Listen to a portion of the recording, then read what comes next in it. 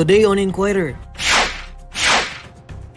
National Telecommunications Commission says 90-day extension of SIM card registration is final. First case of Arcturus COVID-19 subvariant in the Philippines has recovered, according to the Department of Health. At least 300 more Filipinos evacuate from war-torn Sudan. And Land Transportation Office warns of another possible shortage in license plates.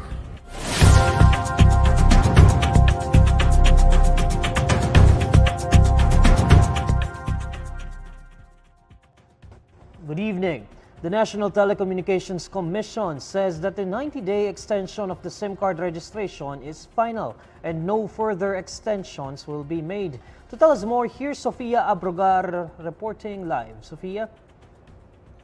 Neil, while the SIM Registration Act permits a total of 120 days for possible registration extensions, the National Telecommunications Commission is firm that the 90-day extension for SIM card registration is final and that no future extensions will be issued.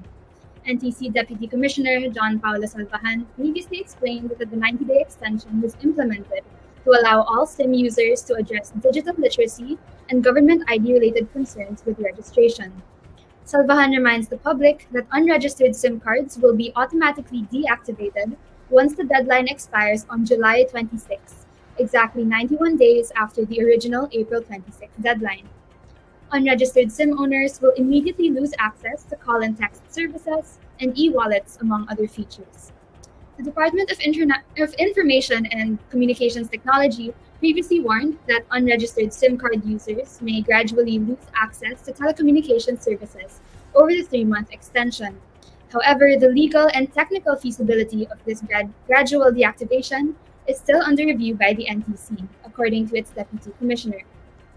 Salvahan reports that the NTC is closely coordinating with the country's telecommunications services on this issue, as they would bear the responsibility of whitelisting these services. Partial deactivation of social media accounts has never been implemented in the Philippines, but has been tried in other countries, according to Salvahan. Digital rights advocacy groups, however, such as the Computer Professionals Union and Digital Pinoys, have voiced their condemnation of the possible telco service withdrawals, asserting that this is not included in the SIM Registration Act, nor in its implementing rules and regulations. This follows the Supreme Court's dismissal of a petition filed by journalists, data privacy advocates, and multi-sectoral activists who pled against the Act's implementation on the grounds that the law could open doors for free speech and privacy violations. That's it for me, Neil. Back to you. Mm-hmm.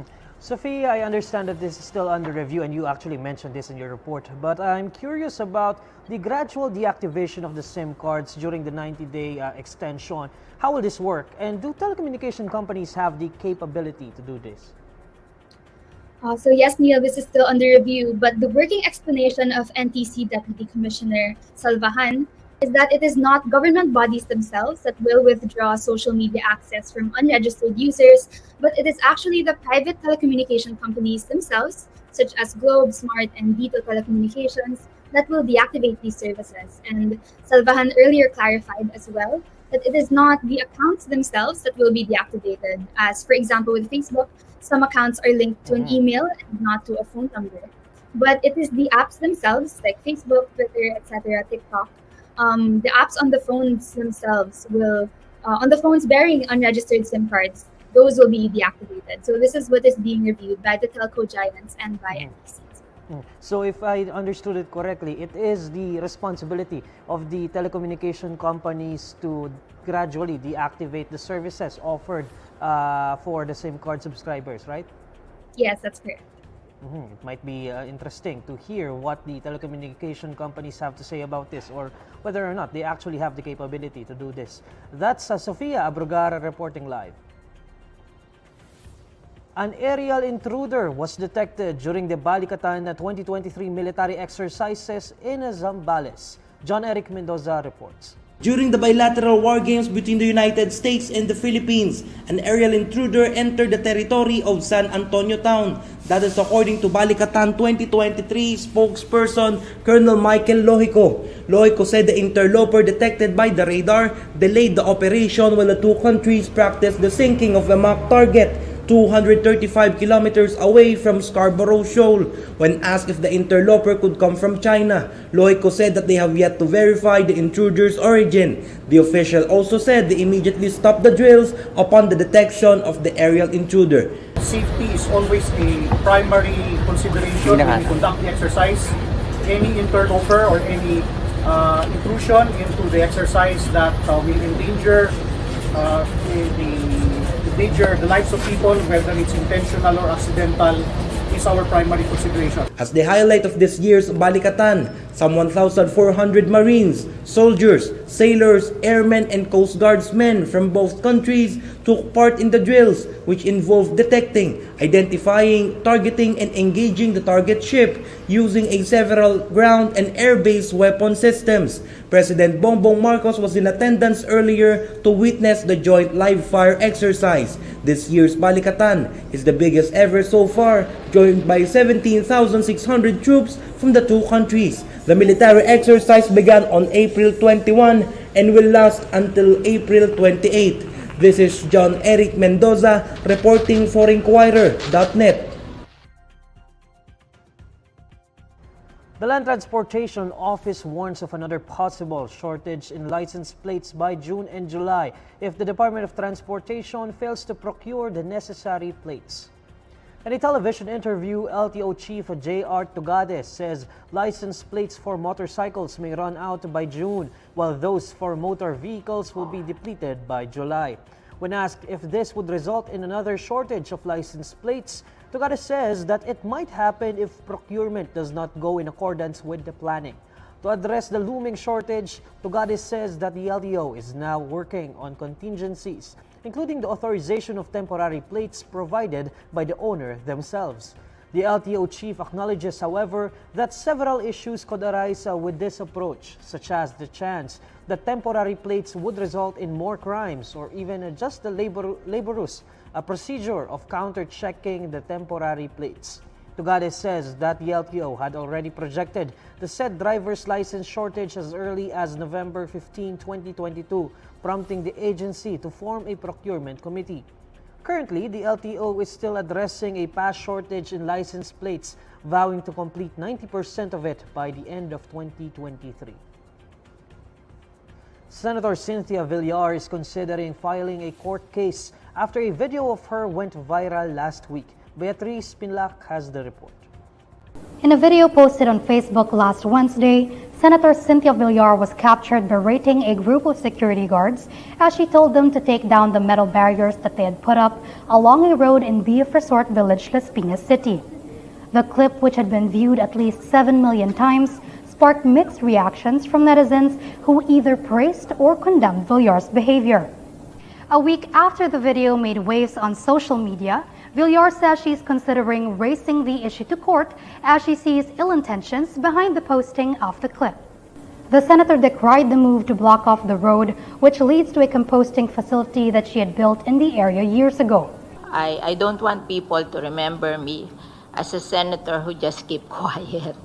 I want to be remembered as someone who will fight for what is right and what is good for the people. Asked if she thinks there was malicious intent behind the posting of the video, Villar says, "Yes, but I don't want to talk about it because we're going to court. So that's sub judice." She adds that consultations with her lawyer are underway to see if she should file a case against the person who made the video public. In the viral video, a voice was heard repeatedly pleading for the senator not to harm the security personnel. Villar says she was suspicious about this, only to find out later on that the incident was being recorded. They planned it, but that's okay with me. Alam mo, pag ikaw public official, you encounter all these problems and you must accept it because that's the price you pay for being a public official. You have to accept all these things. You just do what you have to do afterwards, di ba? Villar also notes that there is a temporary restraining order issued by the Las Piñas Regional Trial Court, which means the BF Resort Village Homeowners Association, Inc. can no longer hinder people from using the Friendship Route. The Friendship Route allows Las Piñas residents to pass through several private villages in the city, offering an alternative to the often congested Alabang-Zapote Road. This is Beatriz Pinlac reporting for INQUIRER.net. Next on Inquirer today. First case of Arcturus COVID-19 subvariant in the Philippines has recovered, according to the Department of Health. At least 300 more Filipinos evacuate from war-torn Sudan.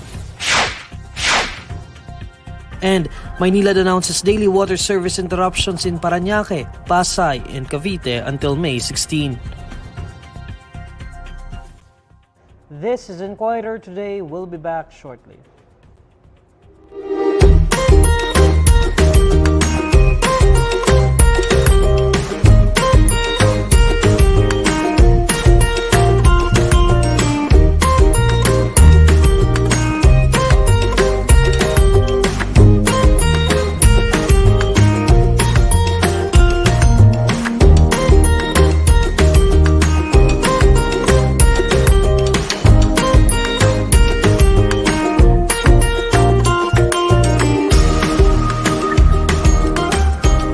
Ako si Alois Jill Cadilo. Currently, student ako sa UP, pero at the same time, nagtatattoo ako sa sining tinta. Personally, na nagpapatattoo ako, hindi ako ganun ka-comfortable doon. So, naisip ko, lahat ng hindi ako comfortable with, iibahin ko siya. Light lang yung curation ng space para hindi ka natatakot pag nagpapatattoo ka, lalo na't masakit kasi magpatattoo.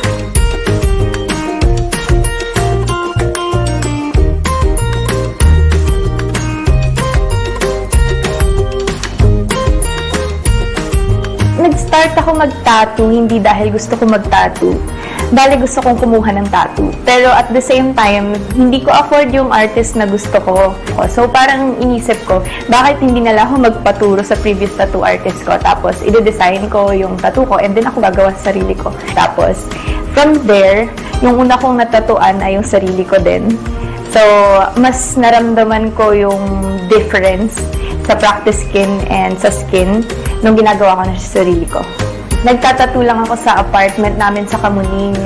Tapos, marami na din kasi akong friends nagpapatattoo nun. Tapos at the same time, yung friends nila, gano'n. Hindi kaya ng space ko kasi sobrang liit lang talaga nun. Tapos mainit. Tapos, ayun, lumaki na lang siya kasi nung nag-start akong mag-tattoo, somehow may na-meet akong mga other women artists. Tapos doon namin nabuo na parang women's space talaga siya. Gano'n.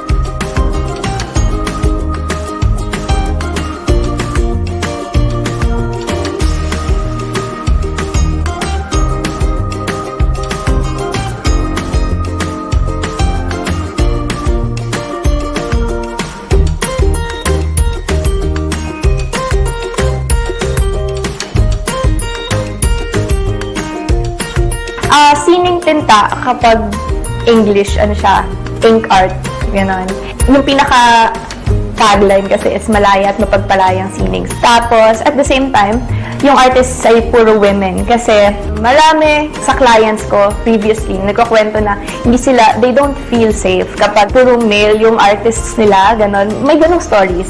I want to take that scare away, gano'n, yung that intimidation. And the only way na I can do it is if we strictly create a space na women artists lang din talaga.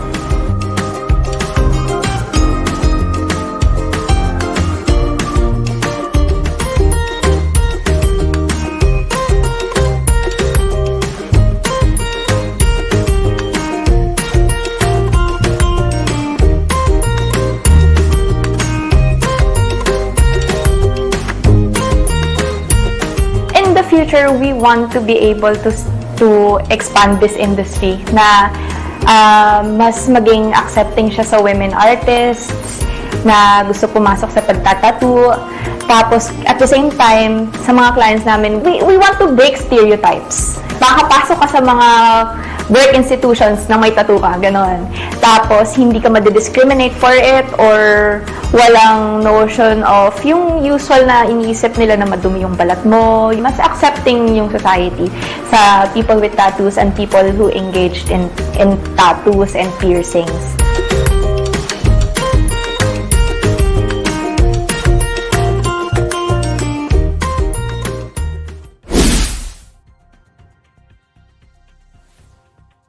The Department of Health reports on Wednesday that the first infection of the XBB.1.16 Omicron subvariant of COVID-19 in the country was an asymptomatic case and has since recovered. The DOH reported the first case of the subvariant, also called the Arcturus, in its latest biosurveillance report on Tuesday. In a message to reporters, the department says the detected Arcturus case in Iloilo province showed no symptoms and has already recovered. According to DOH, Arcturus is a sublineage of the Omicron, which has the ability to evade immunity and is said to be more transmissible. The DOH says no changes in severity have been reported in countries where Arcturus is said to be circulating, based on the latest assessment by the World Health Organization. It adds that overall risk assessment of the subvariant is low. The DOH reminds the public to continue practicing available layers of protection against COVID-19, such as wearing of face masks and isolating when sick. It also urges the public to get vaccinated and boosted against the transmissible virus. The Department of Foreign Affairs says at least 300 more Filipinos have started evacuating Sudan, while the 72-hour ceasefire clock of warring factions in the war-torn country continues to wind down. In a message to INQUIRER.net, Foreign Affairs Undersecretary for Migrant Workers Eduardo de Vega says 7 more buses carrying at least 300 Filipinos left from Sudan to Egypt on Wednesday morning. De Vega notes, however, that Filipino evacuees are met with grueling procedures before entering Egypt, where processing takes over a day. De Vega says this is also holding back the first batch of Filipinos from crossing over the Sudan-Egypt border. According to De Vega, processing takes long because many do not have Egyptian visas nor passports with them, while some are unable to pay for exit or entry fees. He said the Philippine Embassy in Egypt is already trying to fix the delays in processing the Filipino evacuees. The DFA official also reports that Ambassador Ezedin Tago and Vice Consul Boger Kapati figured in a car accident while in a rush to get to the border. In a separate message, DFA spokesperson Teresita Daza says Tago returned to Cairo and will instead fly to the border to facilitate the entry of the Filipinos to Egypt. According to the DFA, there are 740 Filipinos registered in Sudan as of Tuesday, April 25. Maynilad Water Services announces that the cities of Parañaque and Pasay, as well as parts of the province of Cavite, will continue to face daily water service interruption until May 16 due to low water production. In an advisory on Tuesday night, Maynilad attributes the low production level to the spikes in turbidity level of raw water in Laguna and a leak in a water treatment plant's ultrafiltration valve. Meanwhile, Maynilad assures the public that it had already ordered the repair of the leaking valve. The water provider urges affected customers to store enough water supply on times it is available, also reminding them to let their water flow out briefly until it clears upon the resumption of water services. Mobile water tankers have also been deployed to affected areas to deliver potable water, while stationary water tanks have already been installed in several areas. Alamin naman natin ang mainit na balita sa mundo ng showbiz kasama si Irvin Santiago ng Bandera. Irvin? Hi Neil at sa lahat ng mga kabandera natin all over the universe. Ito na nga ang latest Bandera Chika. Pwedeng-pwede nang magpakasal anumang oras mula ngayon ang kapuso comedian na si Kiray Celis sa kanyang long-time non-showbiz boyfriend na si Stefan Estopia.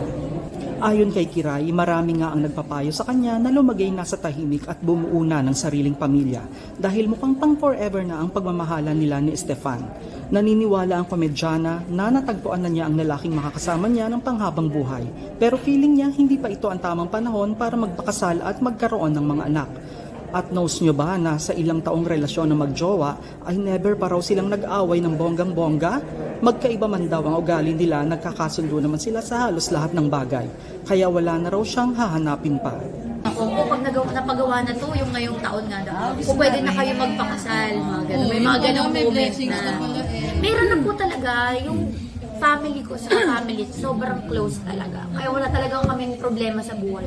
Hindi kami nag-aaway. Wala kami talaga pinag-aaway. Tampuhan? Walang ano? Wala. Siguro pinakamalala na naming away dahil sa soft drinks. Ganun ka ba ako?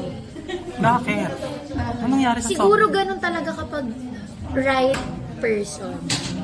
Parang walang toxic, walang babae, walang pag-aaway na cellphone, walang pag-aaway na oras. Kasi lahat sa'yo yun. Minsan nga parang kami na nga lang yung parang, pwede labas ako with friends. Kasi parang madalas kami na yung magkasama. At yan ang bandera chika natin today. Thanks, Neil. Maraming salamat, Irvin, and these are the stories you need to know today. I'm Neil Mercado. Catch Inquirer Today live weekdays at 5 p.m. Follow INQUIRER.net on Facebook, Twitter, YouTube, TikTok, Instagram, and Reddit. For more stories, visit INQUIRER.net. Good afternoon.